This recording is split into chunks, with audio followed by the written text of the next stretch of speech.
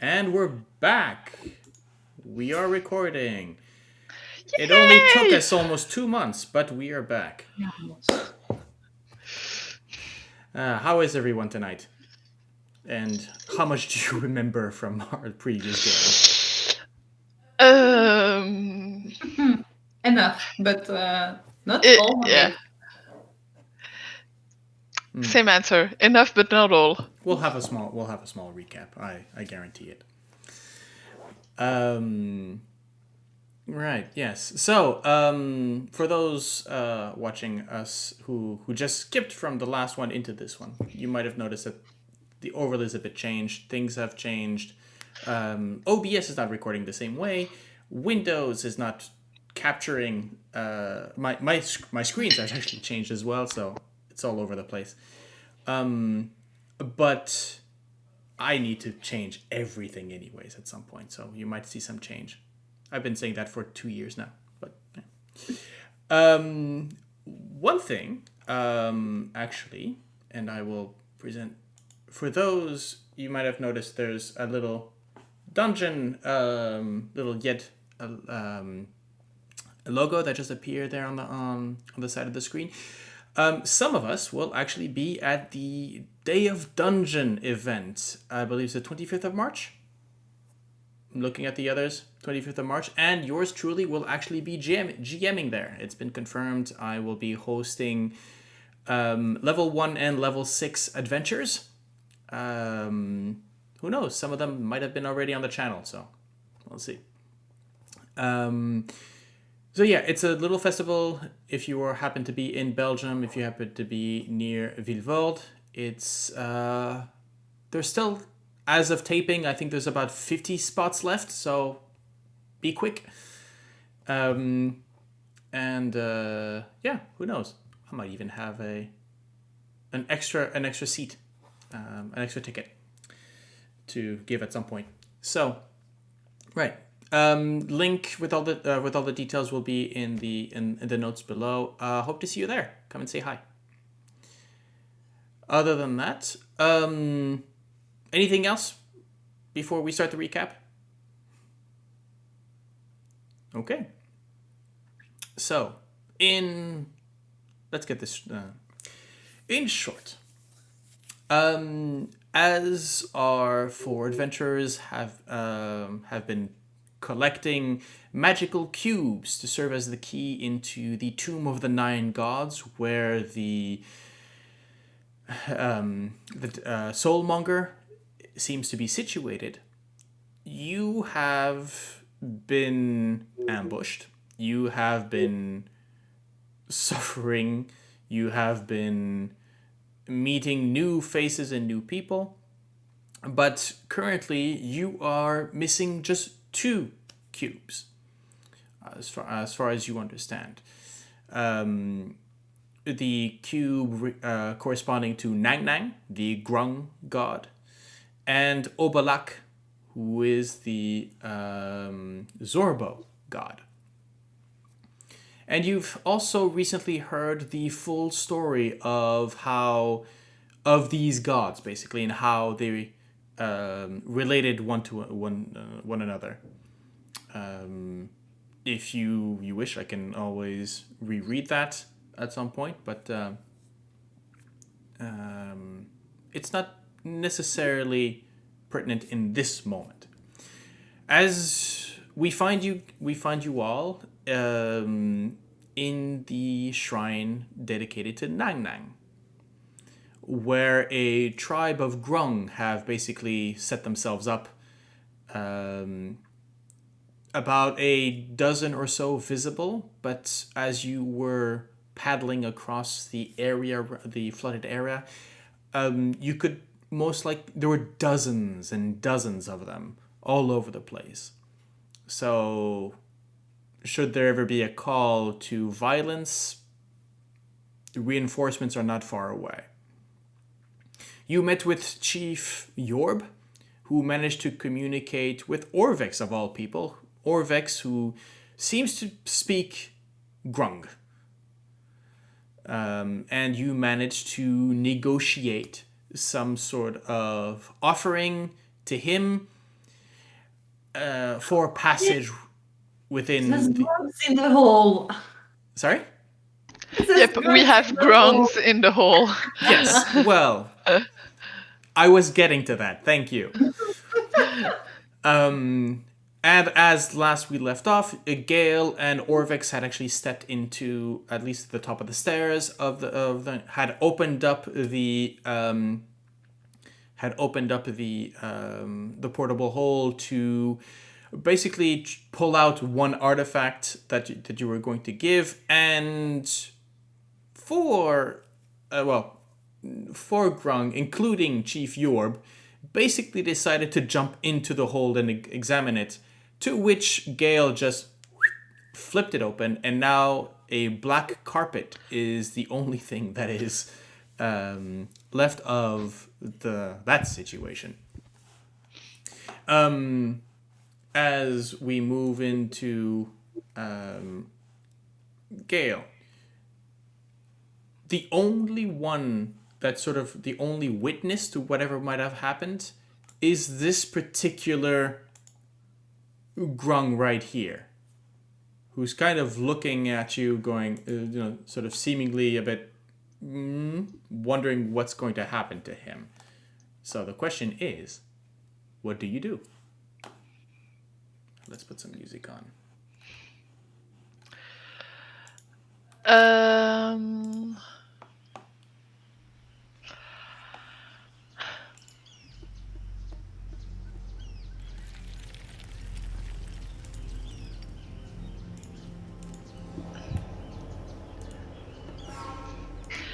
I look at Orvix because I can't communicate with the Grung.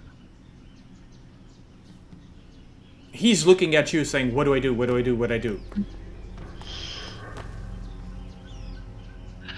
Gale raises herself up like full height, and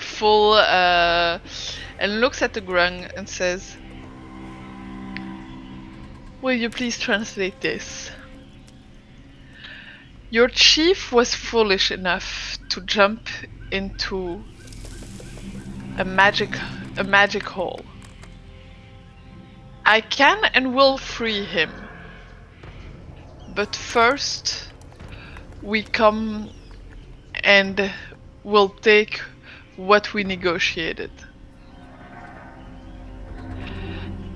If you alert the others and threaten violence, you will be losing a lot of the members of your tribe.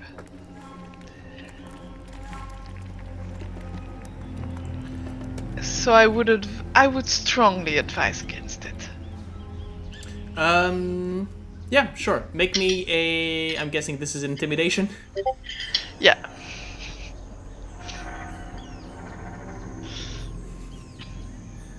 Go ahead. First roll of the year.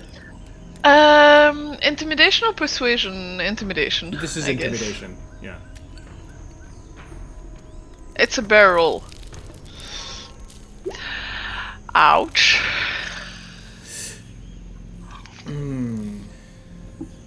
The Orvix, in a series of croaks and clicks, sort of translates, but the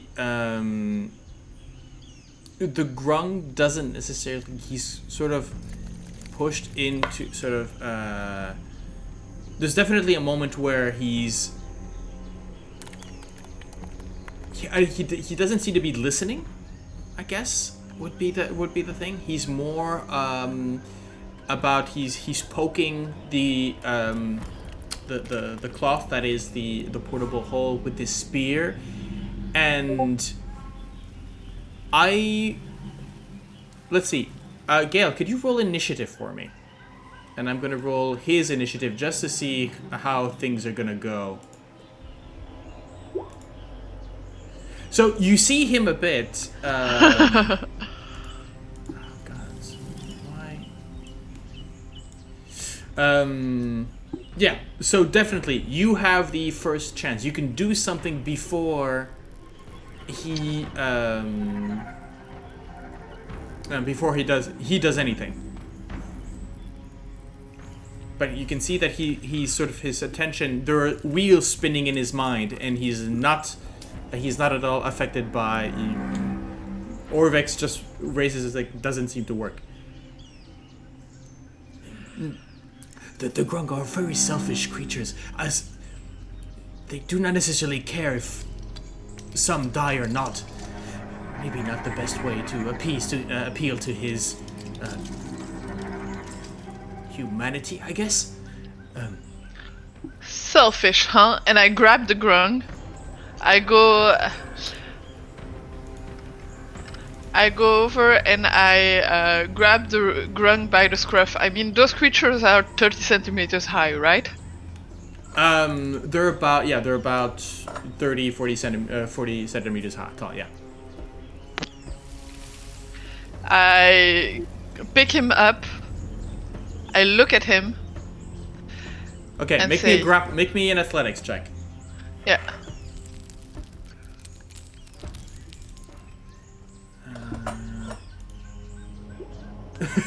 Yeah, okay. I am not rolling well today.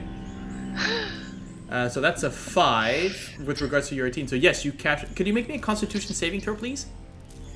Oh yeah, right. They're poisonous. Yep.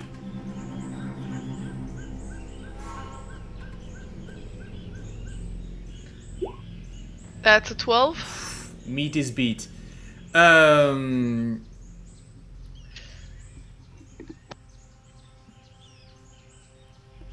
Any creature that grapples or other comes in contact must succeed in people. Okay, yeah, meat is beat.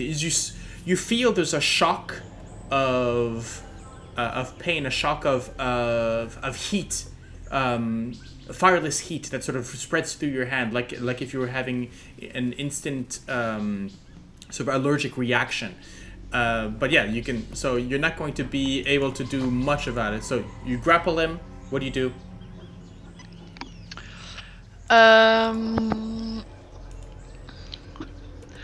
I look at him and say, "You don't want to die. You stay here and stay put." Make me another intimidation. This time a disadvantage. Okay. Because you're retrying something else. Okay, an 11. Still not exactly. I think he's on his turn. Mm-hmm. So come on. Could you please select your token and have that? Well, I'll just add you.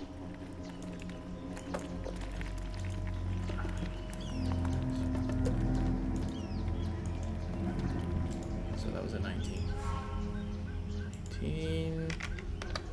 I'm going to add Orvex.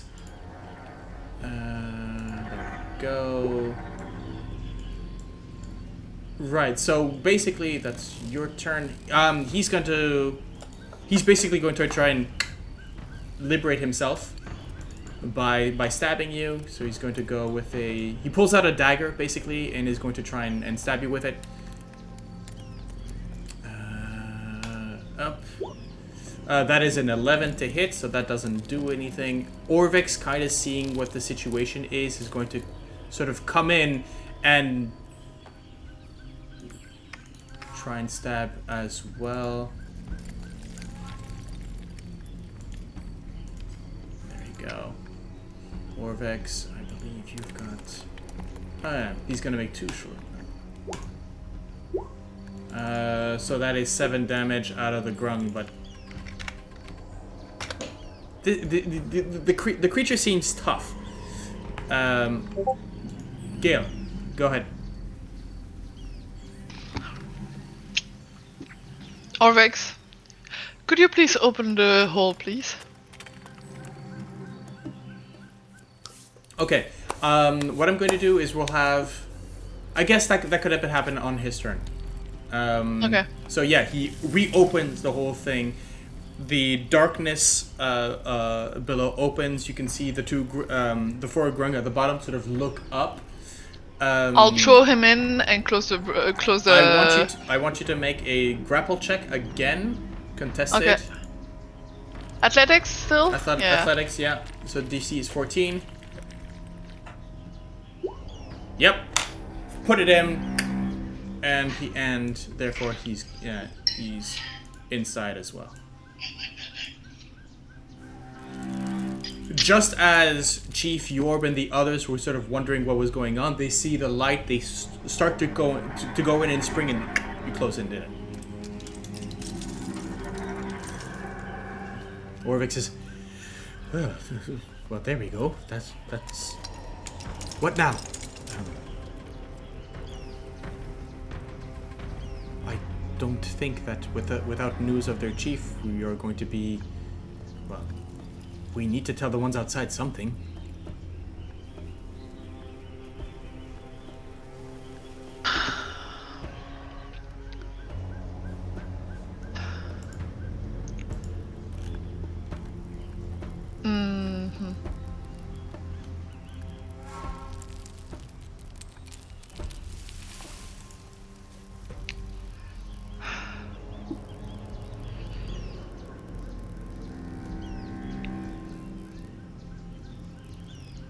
They're fundamentally individualistic, right? They mostly they rule by hierarchy. The color of their skin is very important to them, and among the different class, they will follow orders of a upper class, and usually they rule by fear, in a sense. From what I understand of their practices, some of them can be very cruel to the lower caste, and it is accepted that way.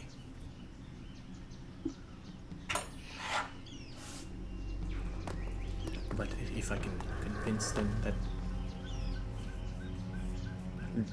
You tell me, what's the plan? I would go with the chief has accepted our terms.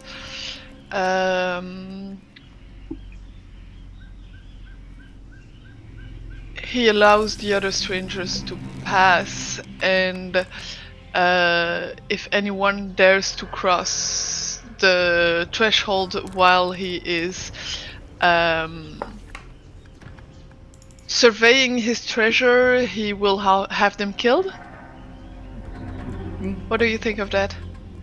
That could work, of course. Orvik steps out, as you can see. So the rest of you that are outside, the Grung have been keeping you in sight at all times, basically, as the from the ceiling, basically from the rooftop of this shrine. Arrows on the bow at all times, and you can see that some of them are. These arrows they're not tipped in any way. They're just sort of sharpened sticks, but you can see that there's discoloration at the tip of them, as if something had been sort of rubbed regularly on these arrows. So you're kind of expecting these to most likely be poisoned. And there's some jabbering going backwards and forwards. On occasion, the orange one seems to sort of keep the rest of the green ones sort of their attention directed on you. And then you see, that's when you see sort of Orvik step out and launch into a series of clicks and croaks. And then the chattering begins at the top, and he beckons you to come quick. Ooh. Ooh. Gale? Yes. Yeah, I was asking who You? Who is he beckoning? Yeah. He's beckoning the other three outside. Right. Yeah, that was clear. I had my focus on you. I literally said the three of you, and then they said anyway, that doesn't matter. Sorry, I didn't get that. Okay. Yeah, we'll have to paddle our canoe over, and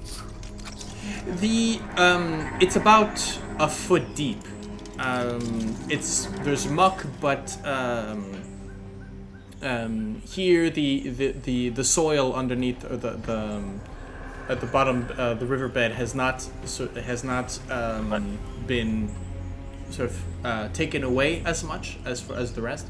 So yeah, you're about a foot deep, just barely enough for your canoes to paddle to float. but then we can walk. Yeah, you can definitely. Yeah, you can walk. Well, let's secure the like.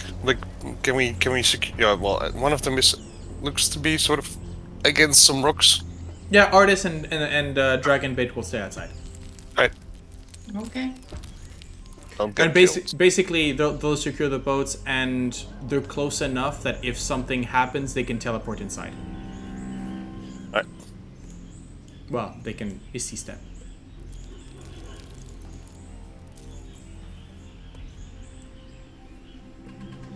And you see, therefore, Gale, the large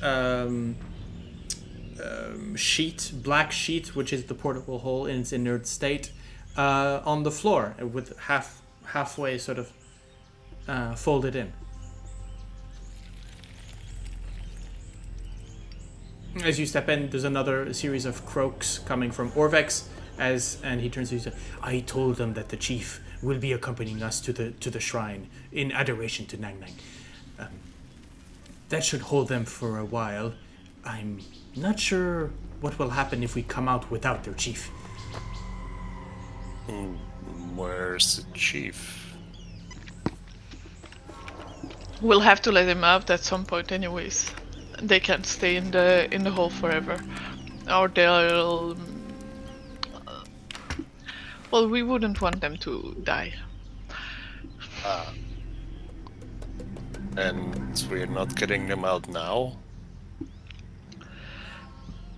Well, they jumped in there by themselves. So I have but yeah, technically. get out. I have an idea, but let's focus on the No. gem. The thing is, we'll have to let them out pretty quickly because there are 5 of them inside, so they approximately have 2 minutes of air. So perhaps we should do it now. Let's divide. Sorsha, what was your idea to handle the grunts? What did you want to do? No, it was us going out, so it won't work with them. Okay. Sorsha, could you and Heinrich open the shrine and have a look inside, see what we're dealing with, and Vroon and I will handle the grunts. All right. How does that sound? Yes. Or Orvex just says, hear. Orvex says, they will. Trapping them like this, opening it up will bring conflict.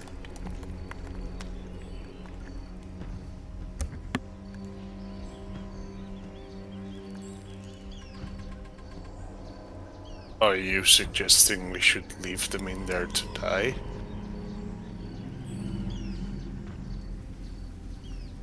Well, I have an idea for them to survive, but it will imply ruining our stuff.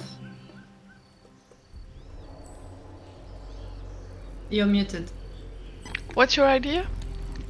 Well, they're grunts. They probably breathe underwater, right?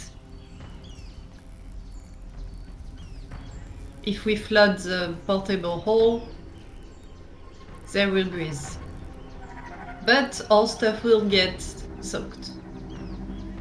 and all the food will be gone. Would Heinrich, Sorsha, you, no one has a silence spell, because that would be actually the... No, I have a sleep spell, but not a silence spell.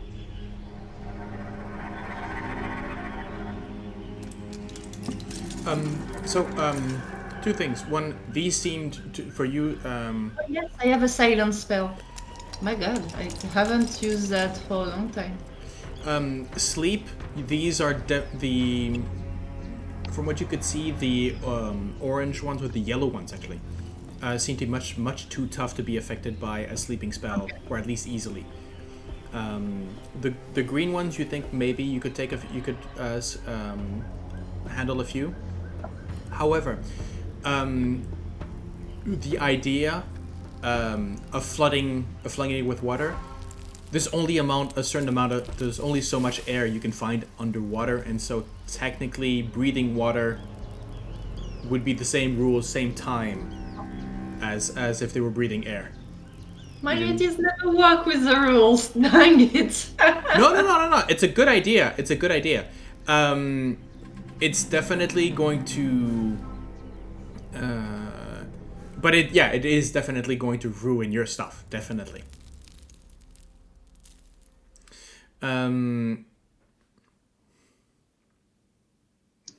Orvex turns and says, "Look, I don't.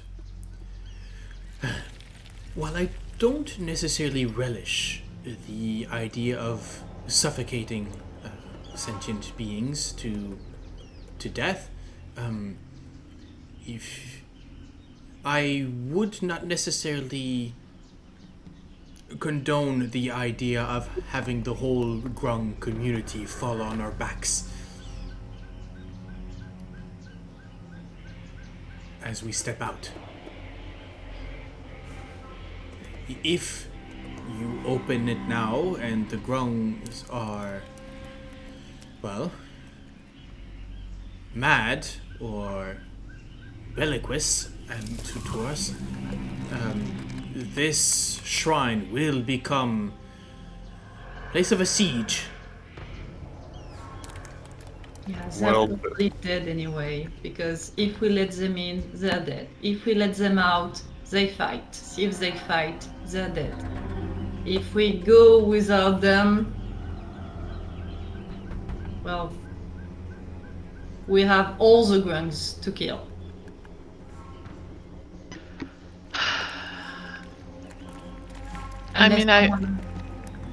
Sorry? My specialty would allow me to deal with the Grungs outside not pretty easily, but at least get rid of a lot of them without too much hassle. Without killing them? No. Unfortunately, that implies getting using one of my more powerful spells, and that would mean that the risk of killing them is heavier. But would that not be similar to what happened with the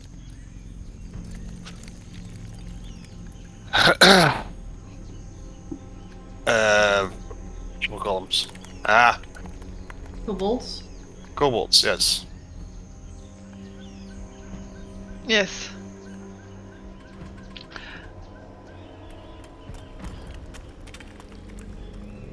Should we not try to that not is murder all of them?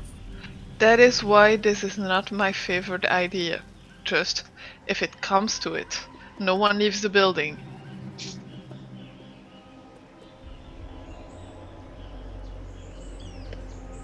Because the outside is not gonna be a welcoming environment. I think the best way to have a chance at a welcoming environment is to get the ones that jumped in out. If we leave them in, they are dead, and the others will be angry anyway. That was my idea. We just have to prepare for the fact that they'll be willing to fight as soon as they get out of the hole.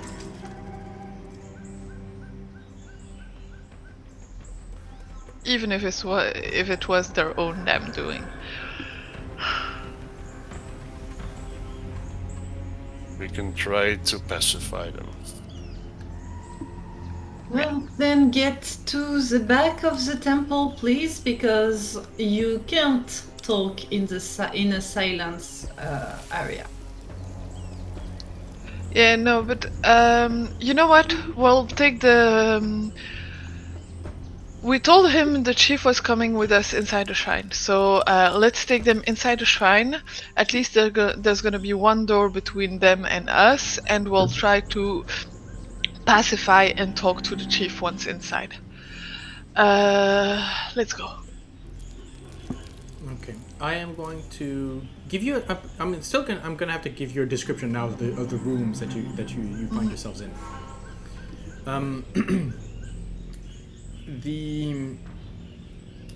There are torches lit around rooms filled with treasure. Chests heaping with coins, polished amphora, strings of pearls, and ornate pieces of armor. Set into the floor in front of another double door is a mosaic. So right here is a mosaic depicting a frog-like humanoid beating a leopard that has snakes emerging from its shoulders. Cuneiform inscriptions are woven above and below the combatants. The one above the mosaic, translated by Orvex, reads, "Nang Nang teaches us to serve only ourselves." And the inscription below tells how Nang Nang stole a spear belonging to Shangami, and how that affected the whole thing.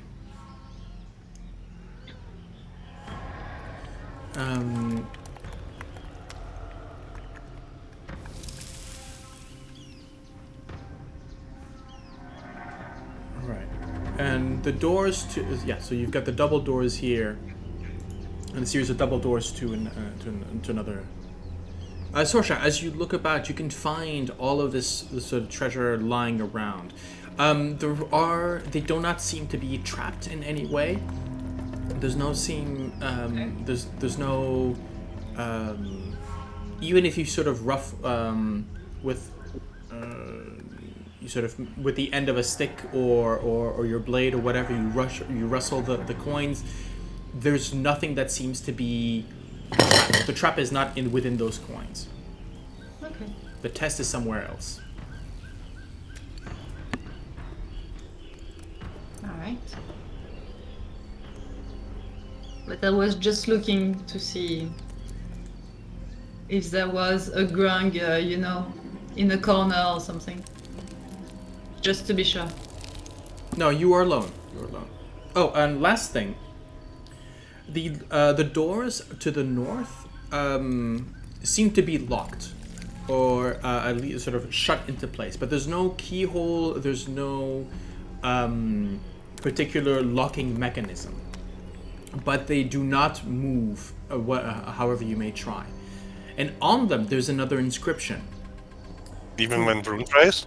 Even when Vroon tries, yes. Actually, I would say, Vroon, if you start pushing, the doors do not give. They seem to be one solid piece. Alright. And in the stonework, you have an inscription, again, Old Omuan. Whoever among you is the richest, bring me your gifts.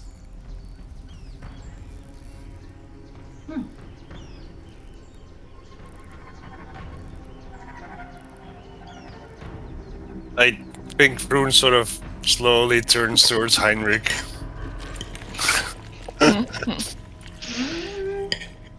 How much do you have on you right now? I think Ron, you're the one. Unless it's in the bag of holding. Most of it's in the bag of holding. Yeah. The group funds are in the bag of holding. Oh. I look at Vroon, yes. Well, are you not the richest? I start to walk to the pile. I take a plate and start to put treasure on it. And I start to walk towards the door. I am going to have to check your library to see if you haven't read if you're not cheating and reading the answers to these riddles, because you're finding them way too easily. As you pile on the treasure, actually, does anybody else do that? No, because it said specifically whoever is richest. Help yourselves. Who is the richest of them with the riches? It's very logical. Rich boy. Okay, so you pile on treasure onto a plate, and as you You know what would do it even easier? I take some treasure, I pile it up, and I say, "Here, Vroon, the rich boy gives riches to you." And I step back. But I'm not sure if you're supposed to give it to me. Drugs. And this is like, well, you can always try, but I don't know. Well, it's said the richest.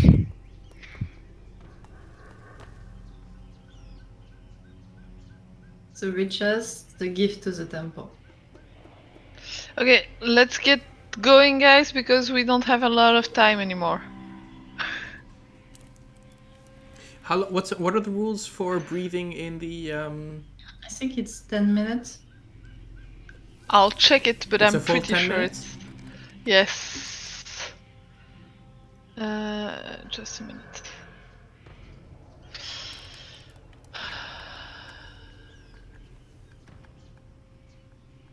I remember 10 minutes. Oh, they can actually try to make a DC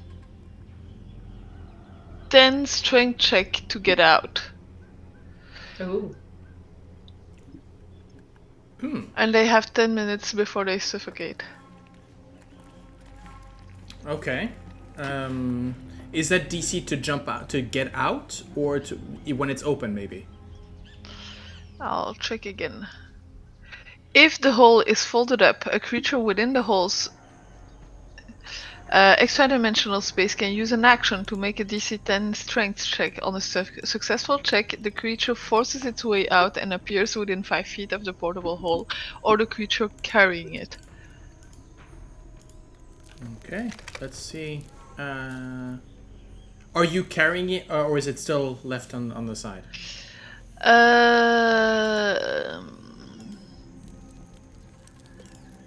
I think I left it on the ground. Well, no, because we're getting ready to enter the temple, the shrine. So yeah, no, I would have grabbed it as I went.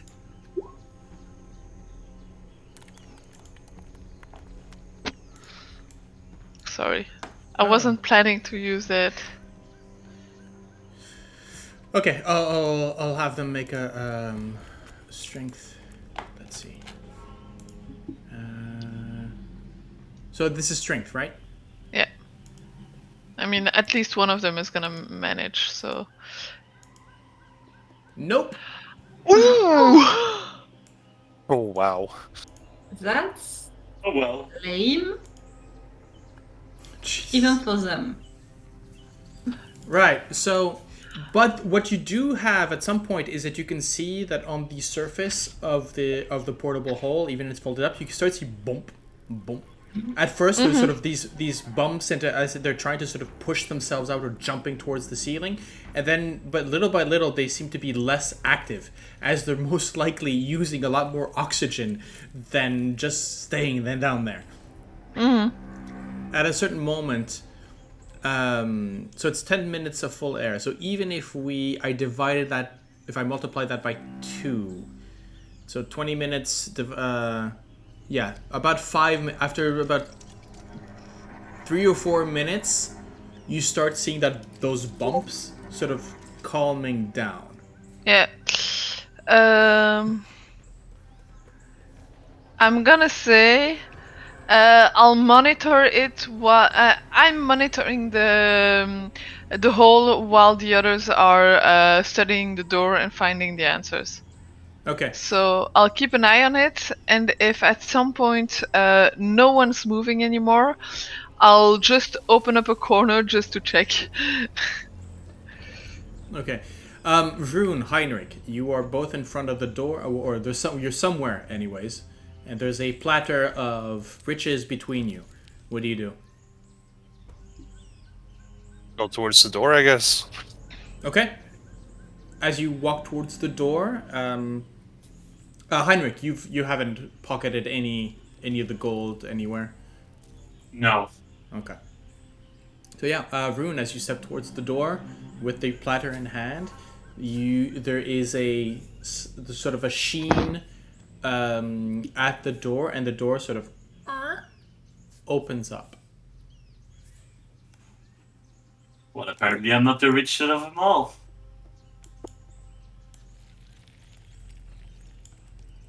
Well done, anyway. Yeah, Um, let's go. So in the middle of a fairly dusty room, a stone cube rests on a pedestal carved and painted to resemble a squat humanoid frog holding up the cube like this in front of it. Awesome. I'll say to Heinrich, come on in, rich boy. Take your prize. He's outside Oh, and just crosses his arms. We're losing precious time for the other grungs. And the note waves a hand to Grab the cube. And then turn to Gale like, let's open the hole. Yes. so you took the cube, right? Yes. Good. Vroon will just grab it with his trunk. Yeah, let's close the door. So probably sounds a bit nasally when it's in his. I've opened the hall. Let's close the door and maybe push the coins to a pile of coins on the side so they don't know that we took the cube.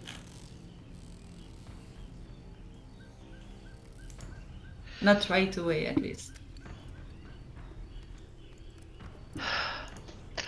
Anyways, I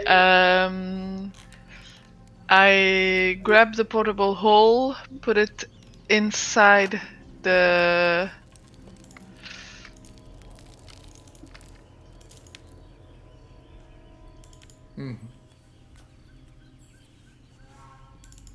Let's see.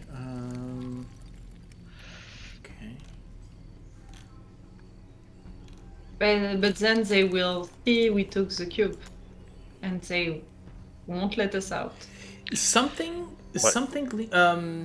Gale, Sorsha, make me an investigation check. Especially you, Gale, as you're inside the room.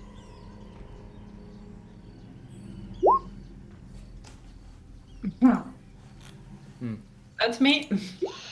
Great. Okay. Nope, nothing.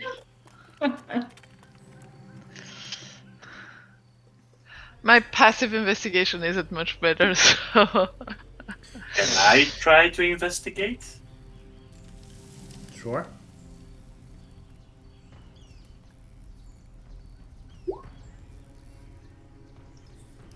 Heinrich, as you no, you're staying outside, so you have nothing to look at.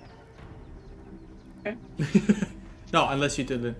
No, I'll say this. There is something about how you sort of realize that the inside of the first of all, the inside of while there are torches lit a bit everywhere within the shrine, that room was dry, dusty, and unlit.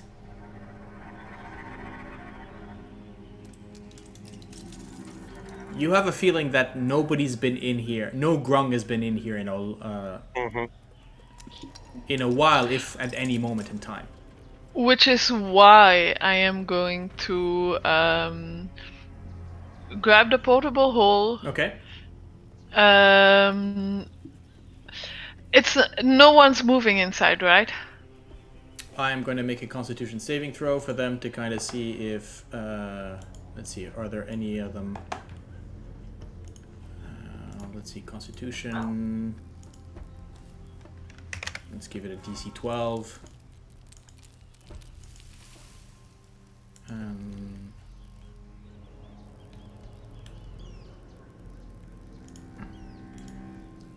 that's not what I want there.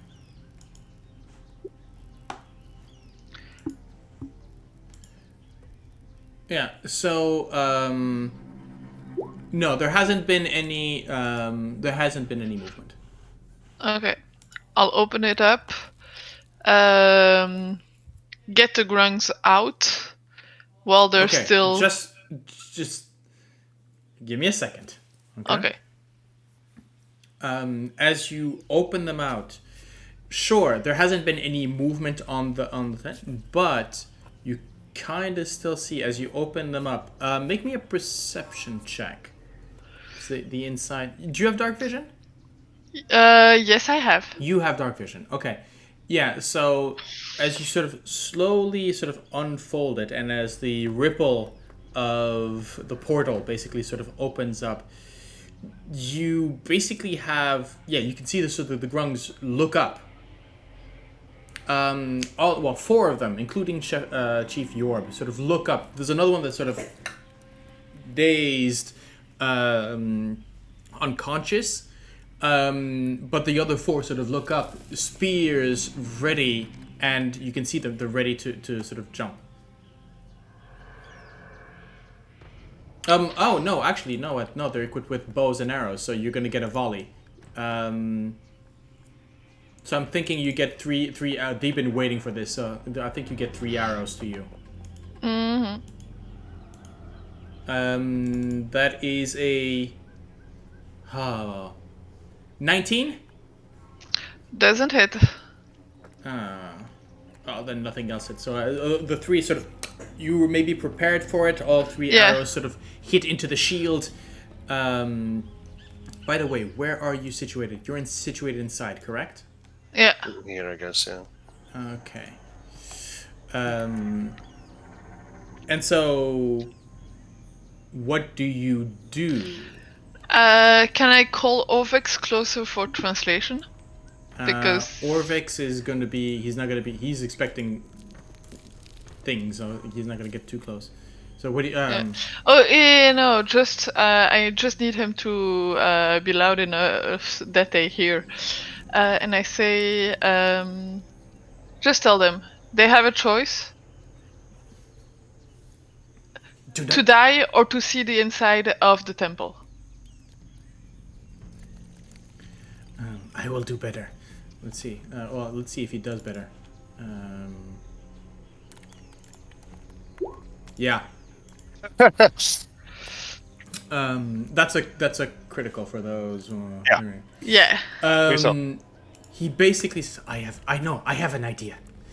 And he starts croaking, but you hear in the croaks you can hear the nang nang sort of word of it, and so he's there with his arms laid, sort of splayed out, and there's definitely a moment where all 5 sort of jump out. Well, all 4 of them not caring at all about the fifth, sort of jump out. Sort of filling up the room like this, and immediately, as they see the jump out, they see that they are within the sacred room, the room that they have never been, and immediately sort of go down in genuflection and adoration with regards to the small the small figure of Nang Nang in front of them, but without the cube. Mm-hmm. You have maybe a few moments before they turn back their attention to you. What do you do? I'll close up the portable hole. Okay. I will move this to the side. And just put it back in my pocket.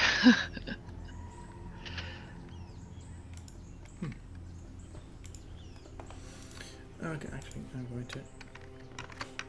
Second, I'm going to actually move this because I like this portable hole token, and I will reuse it. Yes. Pretty. There we go. Always have a token page for all you GMs there out there listening. Better than looking through your collections every time. Just have a page where you just put all your favorite tokens, and it's gonna be much easier to find them.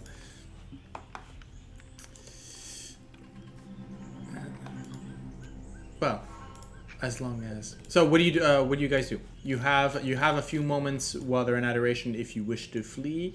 Orvex is very saying, "Let's get out of here." Yeah, well, I'll use the time they're distracted just to get out of the room. As Orvex sort of moves out again, he sort of cries out. There's a few of the Grung that sort of have been moving about that are now sort of at the base of the shrine, and he basically there's another sort of series of croaks and clicks that come out.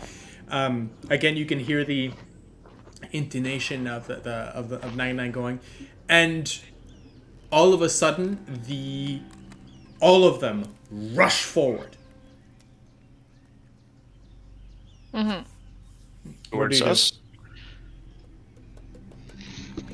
Like, are they rushing towards us, or...? They are rushing towards the entrance. You can see that they are you can hear splashes as some of the Grung have jumped from the rooftop into the water below.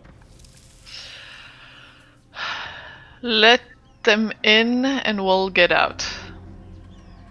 And Orvex confirms that, saying, "I told them that the shrine is open, that Nang Nang will see them now, all that will receive their worship. This will definitely piss Piss off the chef, the chief. chief off. So we should not stay. We should leave quickly." No. But they're gonna lose a lot of time dealing with their own instead of dealing with us. Yeah. So let's get out of here.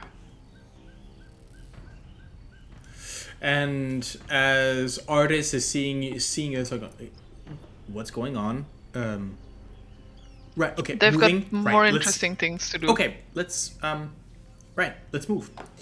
Let me move you. Row your boat. Let's move you to the other map now. Merrily, dip, So, where were you? Yes, you are basically here. Let's. Yes. So And the like- question that I'm asking now is, where do you go? So Technically, last- you're not far. You're not too far away from the ground, so you could decide to just hoof it on foot rather than canoe away. Ideally, like, if we can get to land and then sort of like move around like this. Yeah, that is a possibility. There's a this part right here. You can go through. It's just there's parallax, the parallax of the cliff, but that way is open. Yes. Yeah. Let's go through there. I think it's the easiest and the quickest and the most efficient way. If we go through the walls of the inner city, we'll probably be faced with other problems. I mean, we still might, but I mean, at some point we'll have to. oh yes. I want to, as you head back into the city, as you head to shore, open up and put in the canoe, put the canoes into the portable hull and so forth. That's when artists. Well, let's back up a bit. I want to do a sort of maybe a flashback to the last camp scene, basically.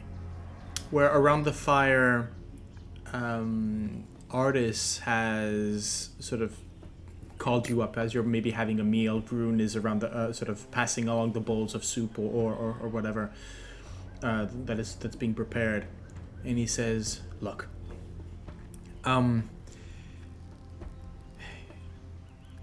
we've been drawing the Huanti's attention for a while now, and their next invitation isn't going to be nice. So I think two things. One,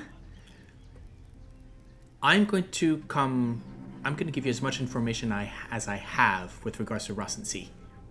Okay? And next time, at some point, we, Dragonbait, and maybe Orvex, we're going to go our separate way. Not permanently, it's just that we don't want to get caught, right? Okay, let's start at the beginning. So, back in the day, I was looking for this ring.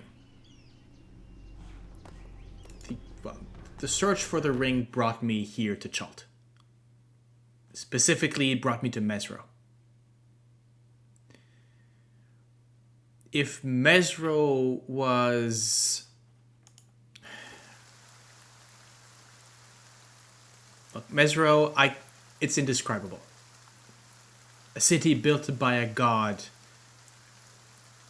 None of the defects of that natural expansion. Look, I'm not a city planner. But here's the thing. I discovered then the story of the Bare. Ubtao had these champions that would protect the city against whatever was out there. There was a battle. There was most of them died. The only one to have survived was Insi.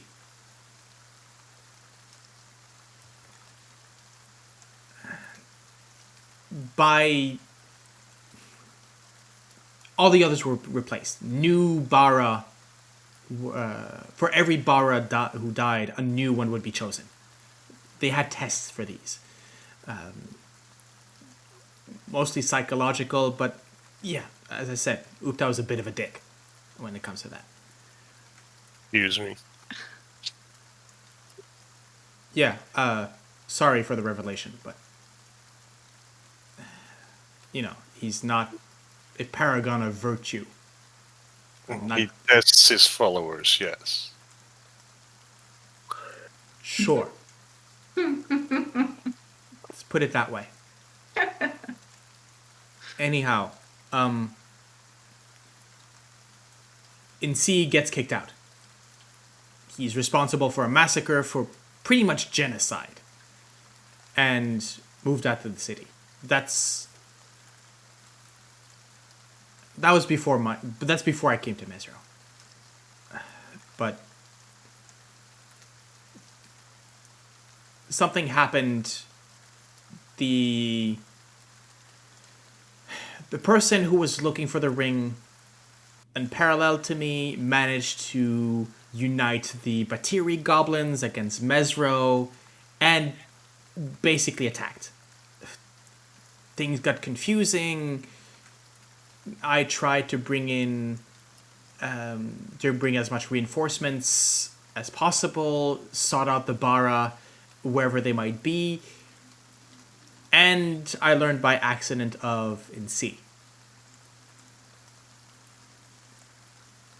Called him in. Wasn't too...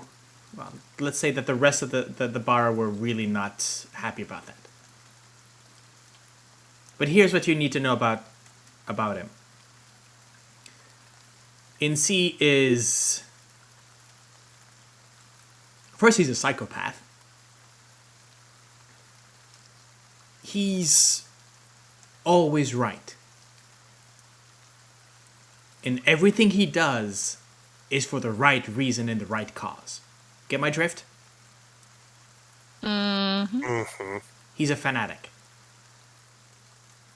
Look, to give you in context,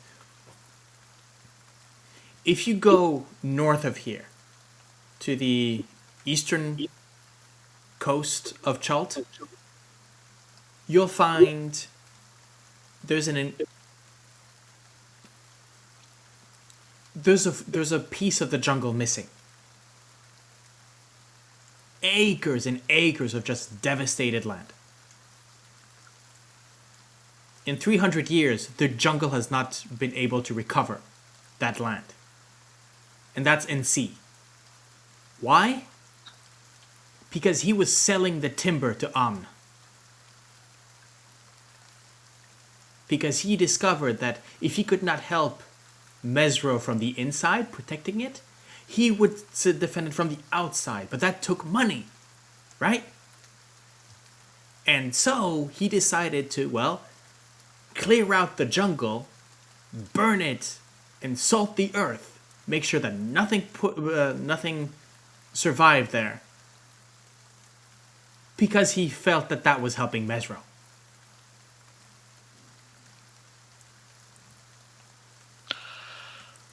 Years later, I come back to Chult. We had a bit of gallivanting with my... Oh, that's not... I come back. Insi is basically at the gates, asking again to be reinstated, because he's the one who knows how best to do things.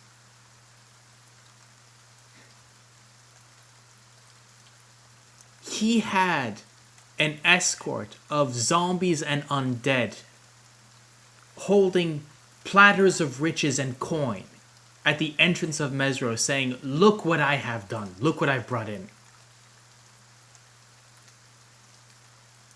Uptao, by the way, nowhere to be seen in this, right? He's gone. Because you think that Uptao abandoned Chult 100 years ago? The reason why he built the Mesra and put up the Bara was not to deal with our mortal shit.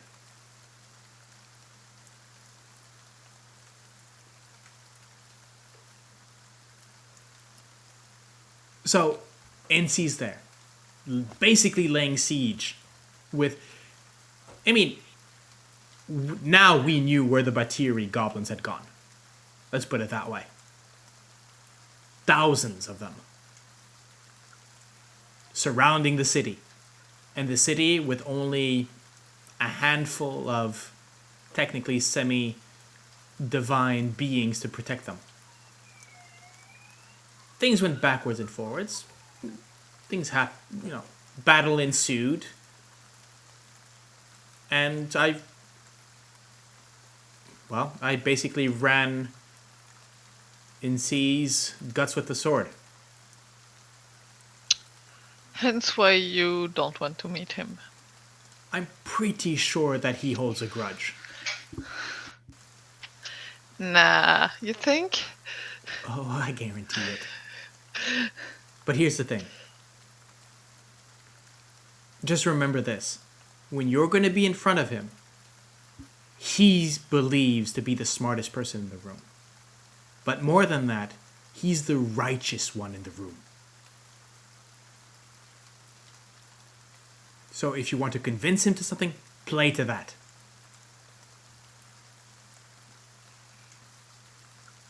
But remember, I did that. I brought him back to the attention of Mesro. Well, I brought Mesro to his attention again. That second battle for Mesro, that was my fault. It got so bad that during the Spell Plague, in the middle of the Spell Plague, they had to disappear the city. And at the moment where I was putting my sword in his guts, the entire city disappeared. Taking everybody that I knew, everybody I loved in that city away from me. I'm pretty sure I killed NC that day. Apparently he's still running around. I ran. And I mean, I ran for decades. Every zombie, every cultist, every time I saw that blue triangle on somebody's forehead, I was the target. They knew.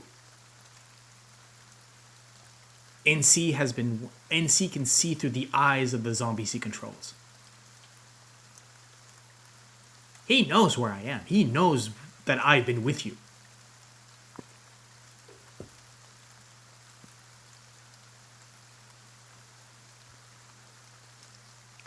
Right now his attention is on you. We can move a bit more quietly. We're used to this, Dragonbait and I. And to be frank, I don't think Orvex, without respect for you, for your skills, old man, but I don't think you'd survive a meeting with him. I mean, I trust the four of you, five, as Kumari sort of grunts in the corner. I know you can survive. I'm pretty confident it is, but look.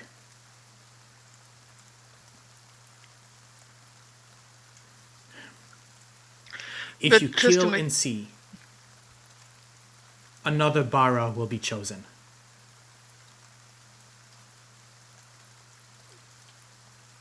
If you want to do it for Mesro, do it for Mesro. If you want to do it for me, do it for me. If you want to do it for yourselves, I mean, that's one less snake in the back of your neck, right?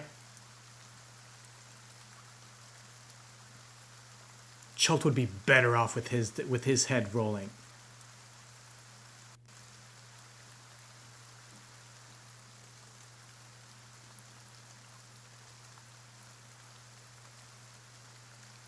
Can he be killed?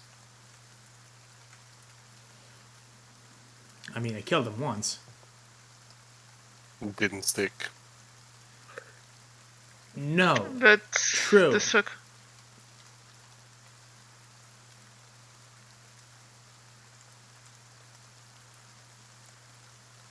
But the curse might be the opportunity.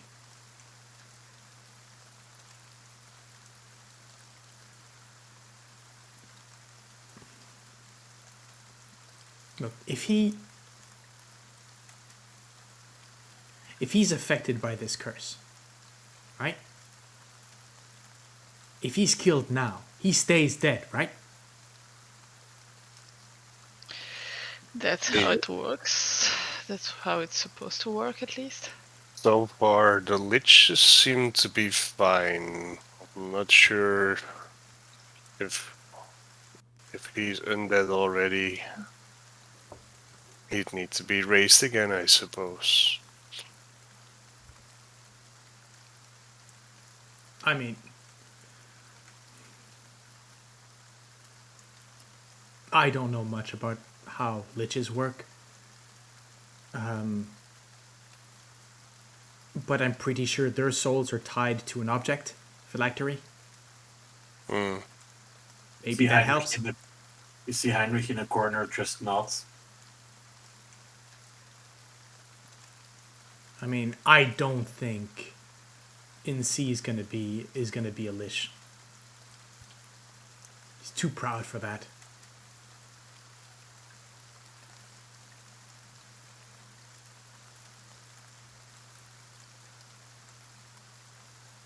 I mean, he's an immortal being. He doesn't need to go into Lichdom.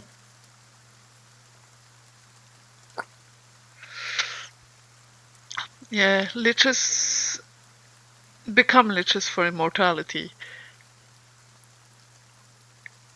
And NC already has that, right? Yeah. That's divine gift.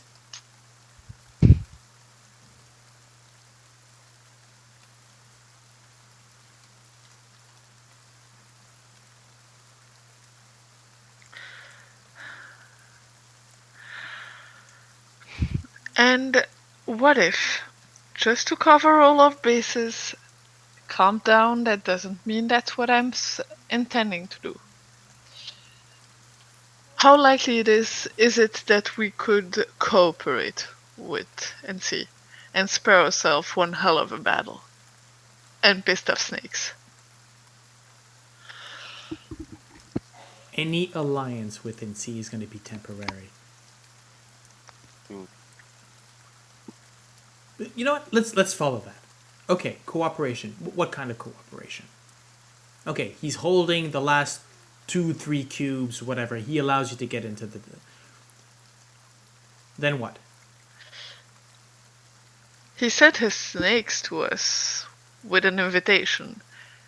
Yeah, that's what he does. You don't do that if you're not... You don't send that kind of riches to someone you just want to destroy. He's sitting on all of Olmu's riches. That's nothing to him. Besides, I mean, he plays nice, brings you into his palace or whatever. And then what? He's in control. He can afford to be nice.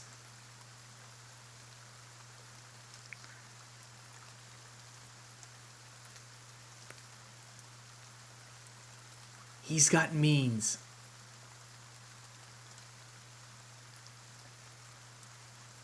But you also said that the curse probably threatens him. I mean, it's the best moment for anyone to kill him, not only Sure. us.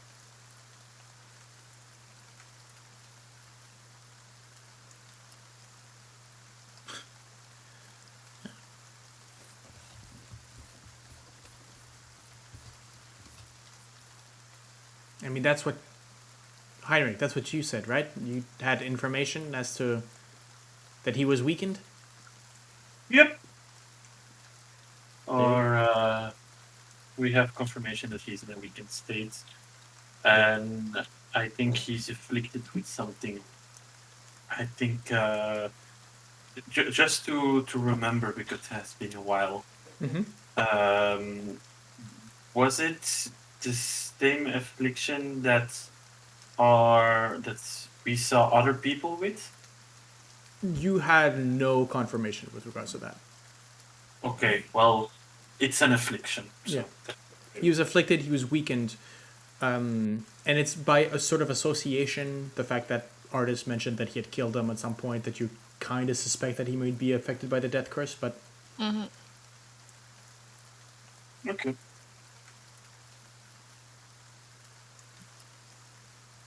Oh yeah, he is weakened, but... Well... It's maybe an act of desperation, of knowing that a group of capable people can solve something, and maybe we can do something against this affliction. I don't know. What do we want to do something to help us with this affliction? I mean, I'm pretty sure the cure he's looking for is the same that we were sent in the jungle for. Just stopping the curse. And yet again, if we spare him and we cure whatever we need to cure, that's not gonna help either for Omu. I mean, the guy tried to kill us already. How many times? Like a few times already. So At least once. At least once, and send the traitor with us. While no traveling. more than that. Each and every creature with a blue triangle, if he sees through them, was a bit of him. So technically, he tried to kill us multiple times. And he did awful things to all the camps that were to the jungle. For now, I can't project myself cooperating with him. I don't see why. I mean, he tried to kill us. Oh no, I totally agree. I don't think it's a good idea. But I was just pragmatically thinking, if that spares us one hell of a battle, that means that we'll enter the tomb fresher, more ready to take on any challenges with less scars and possibly losses. That was my only reasoning. What Yeah, is your opinion? yeah, but he's Well, putting his thumb on all of the jungle. If he's recovering, who knows what he'll do with his megalomania. Let's wait for the meeting, but I don't have my hopes up.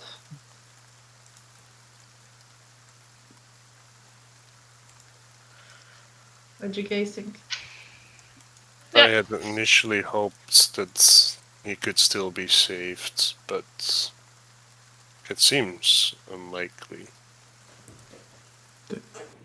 But You can always try. But if he is at least, if he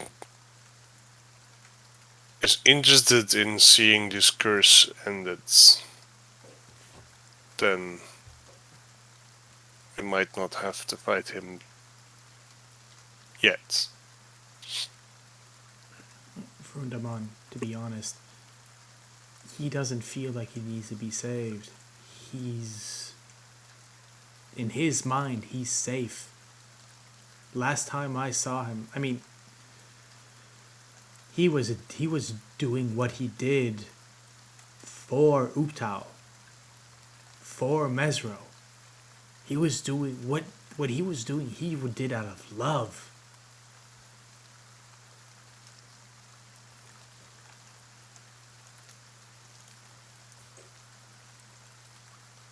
You mentioned that there was another searching for this ring of yours.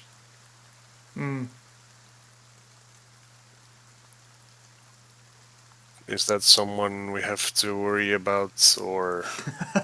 No, he's been dead for centuries. So No, really dead, that one. hasn't he been? No, I mean, I'm not even sure I remember his name. He was a necromancer out of at the time, guy who was Harpers were after him for years. Actually, managed to even put him on trial. He was condemned to lose his hands. So they cut off his hands. Full public, right there on the market street. But instead of bleeding out, his wizard jumped in, basically made 2 fists out of onyx stone, and he was released because sentence was done. Now, he hounded me for years looking for the ring. And that uniting the Batiri thing, yeah, that was him. And yeah, that's ended. That chapter in my life ended. And if you want to read more about it, I recommend the Ring of Winter novel in the Harper series.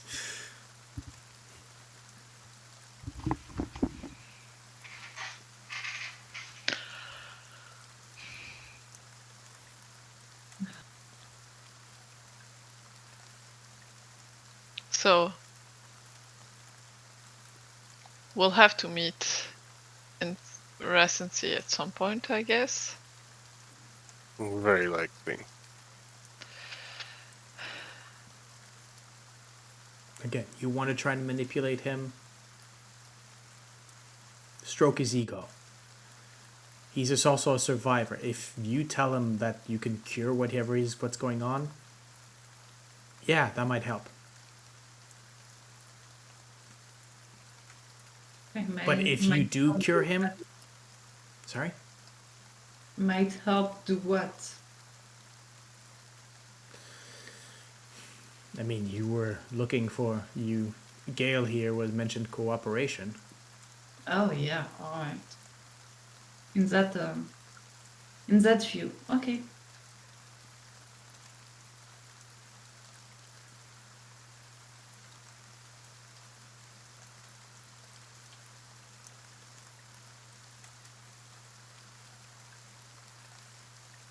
But you weren't finished. Anyways. Cooperation or not, knowing that he's sensible to flattery and stroking his ego might just help us not get killed before we get all the information we need.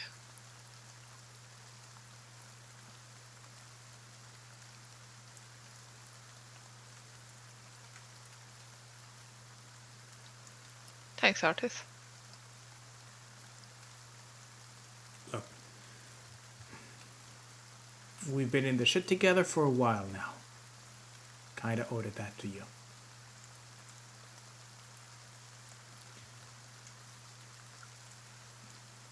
The sage at Orlonga told me that the thing that's keeping Mesro from coming back is that Rosency is still breathing.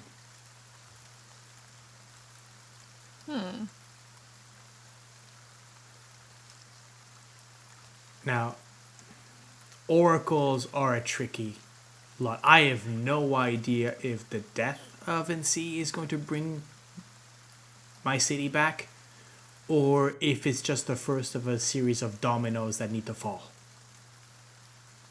All I know is this is the first one. There's an opportunity to get rid of one of the great evils in Chult, and to bring back A center one of of the power great to things of Chult. I mean, Vroon, if you want Omnians to be really kicked out, bring Mesro back. Chult will have a capital. They will have people of learning.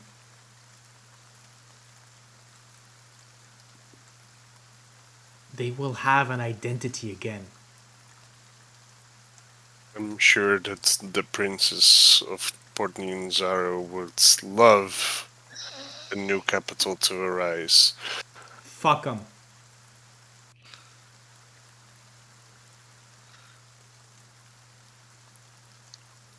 Do you really want them to continue?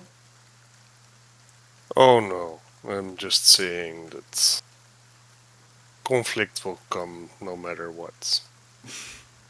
No. They'll see that their money can't help, and they'll fold in.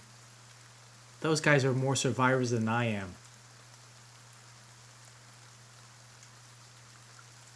the only reason why they decided to have those monopolies of theirs is to avoid each other killing each other. They see another power, they'll fold in.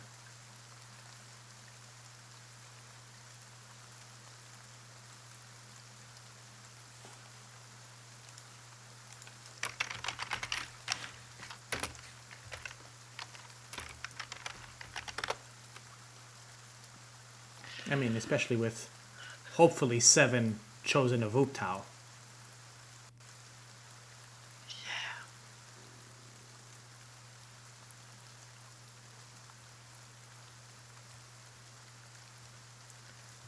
Let's see what we can do. At this point, Vroon, this is your continent, your home. I don't know about the others, but give us directions and we'll follow.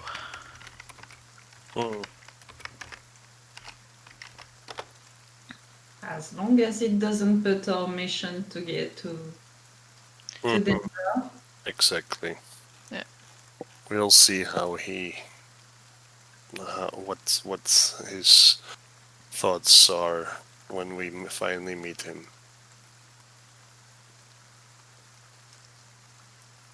Yeah, we agreed on missions and our lives first. And when we get out, we can be more picky. But until then, let's survive. Vroon, I'll just remind you, you're the diplomat of the bunch. Oh yes, but with what we've just been told about, see, perhaps he doesn't do well with diplomacy. And then we have our weapons.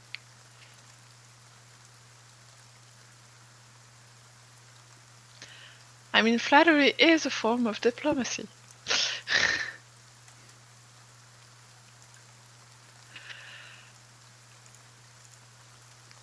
Of course, but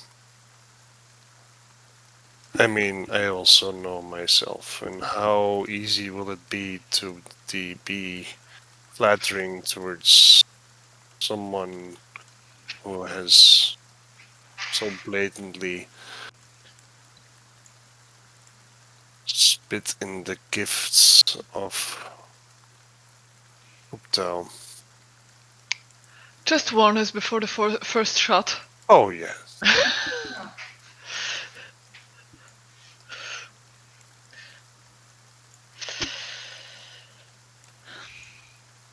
All right. So, is our interlude over? Yeah, that was my question. Flashback over with this, or has anyone anything else to say? Yep. I think we can go back to. Okay.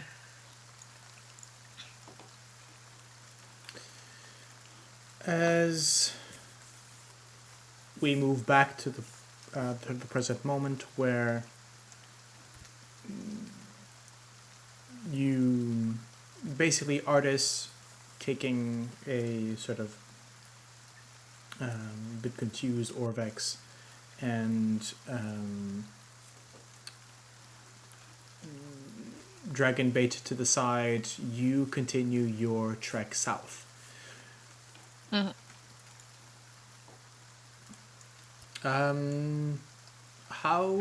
Sorry.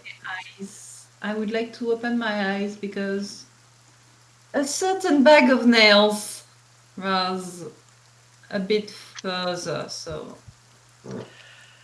Oh yeah, right. Yes, it was. Yeah, right. That is true. Okay. Either who wants to make? Oh well. I'm guessing you're going in stealthy. Yep. That's So close good. to the UNT base, we're going with stealth. I mean, or you could make noise so that you attract the attention. But how do you want to proceed? If you want. Possible. Let's see. Yep. Vroon, you are wearing a piece of equipment. Do you want me to make you invisible so you can be less seen? The piece of equipment you're referring to is armor, I suppose. And I tap against the armor. Uh-huh. The problem is not so much being seen, it's being heard, but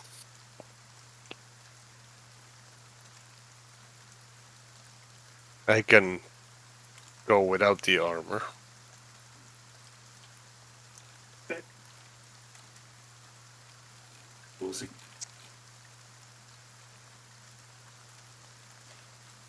Now we shall continue.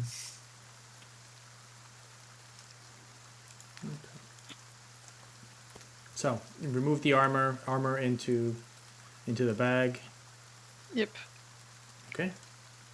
Then go ahead. Make me a group stealth check, please.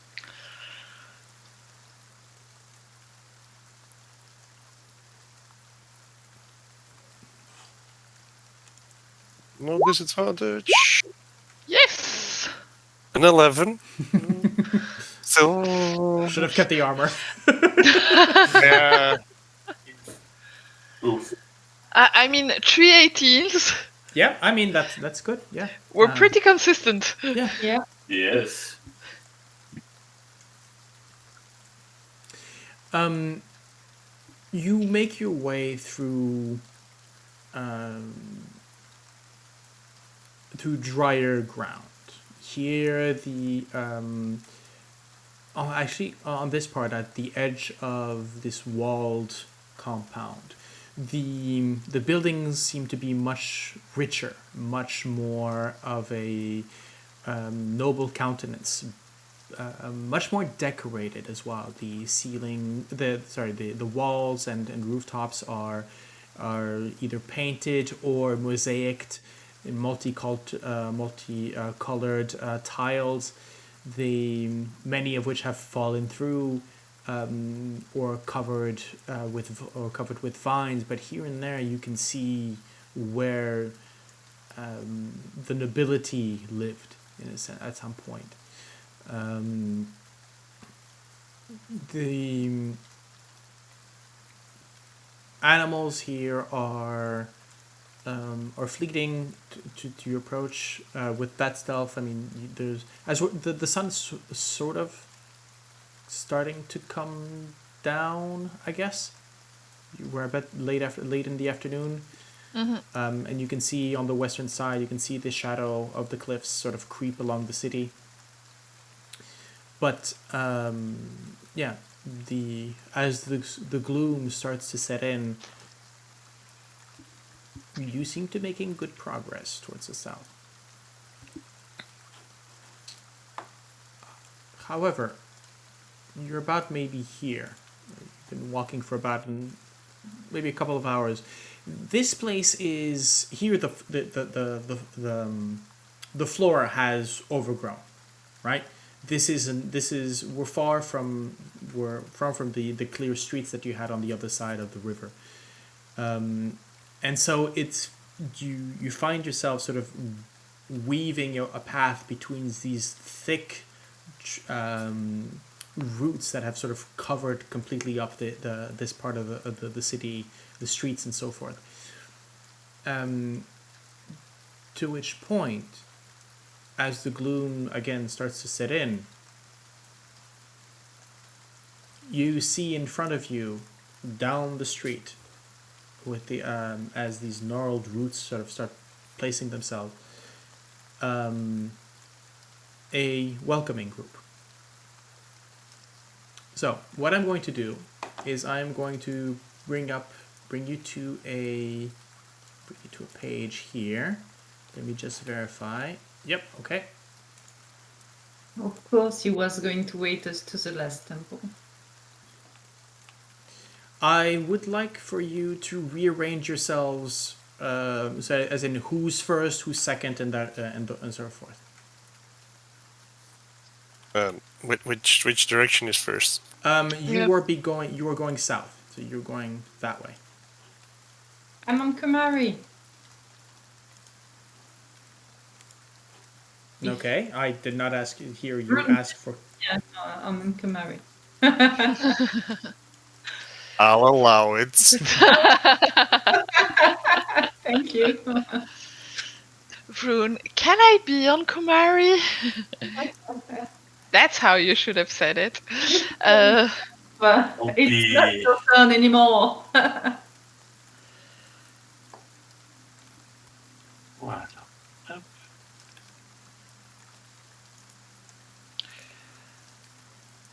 I'll be rather front then.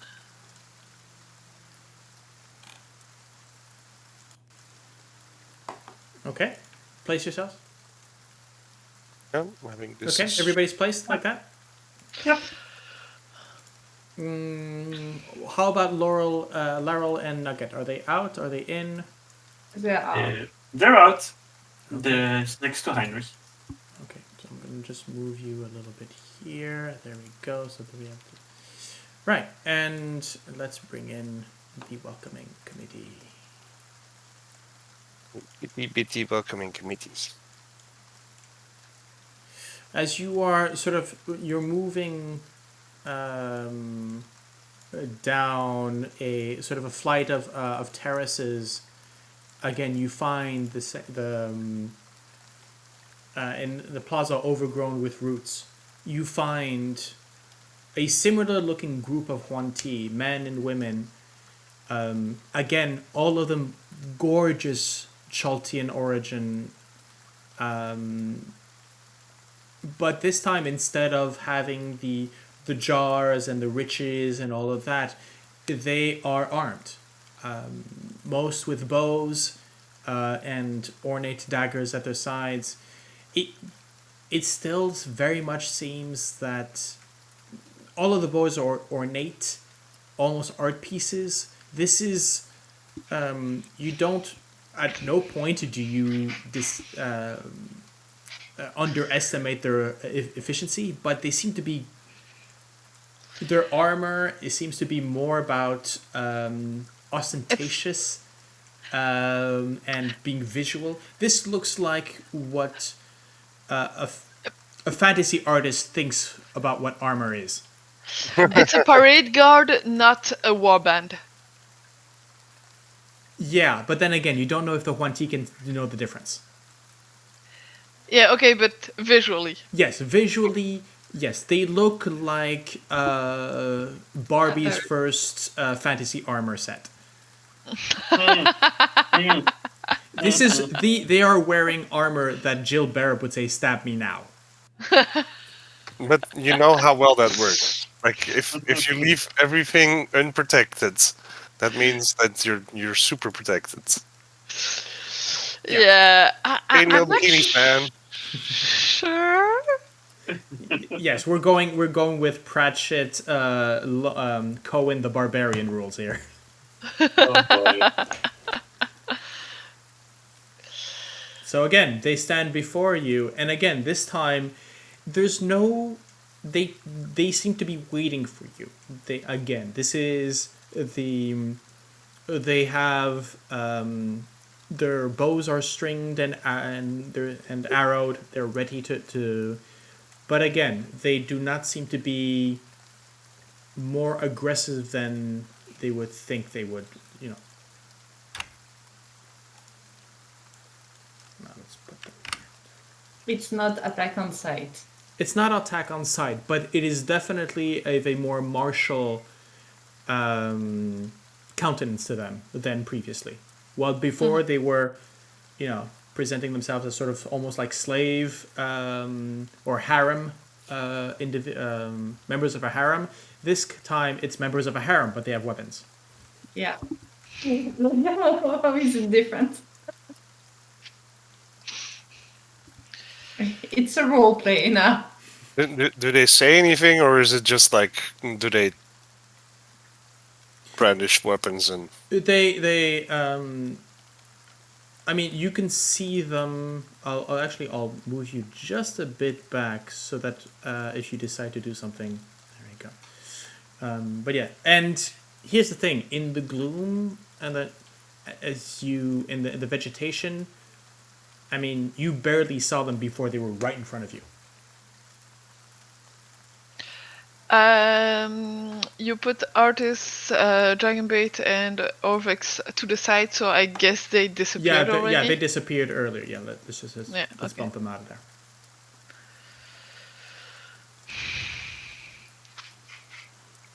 What do you do? Well, they seem to be waiting for you to react.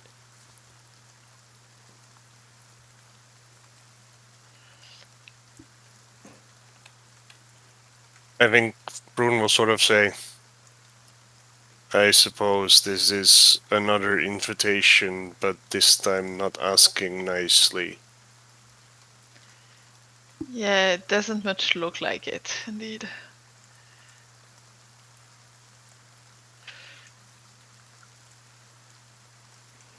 You will come with us, yes?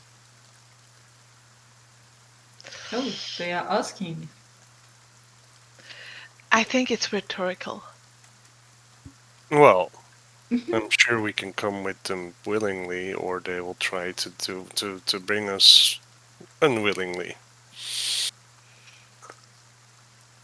We have been instructed to bring you to the temple. To which temple? We will bring you to the Fane. To the palace. Where Rasensi sits and watches. We have something to do in that temple first.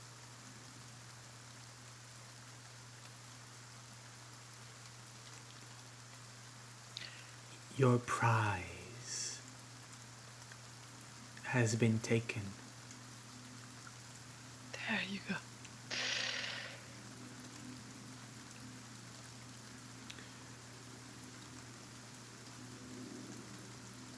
Son of a grung.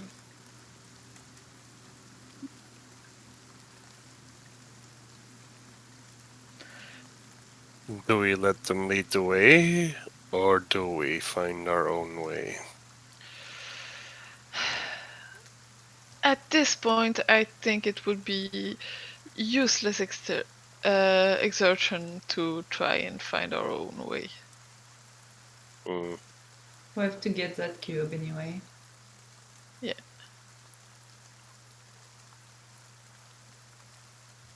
Well, looks like we're coming with you. The one who speaks sort of bows in front of you, and the six sort of group sort of make a path basically before you. Two will always stay in front.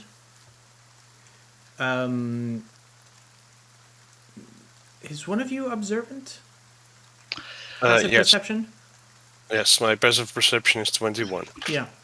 Mine is 19, but yeah, he's the observant one. Okay, Vroon, especially maybe from your height, I think, is what gives you that sort of edge.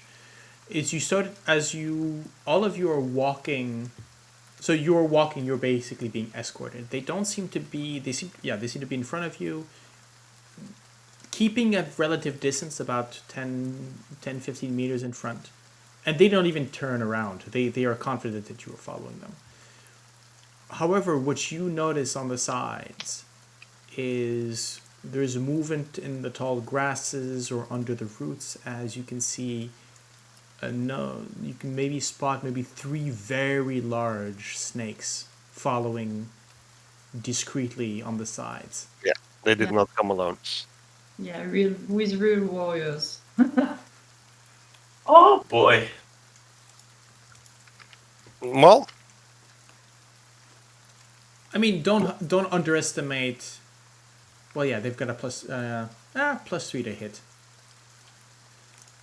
So yeah, they're pretty. Okay.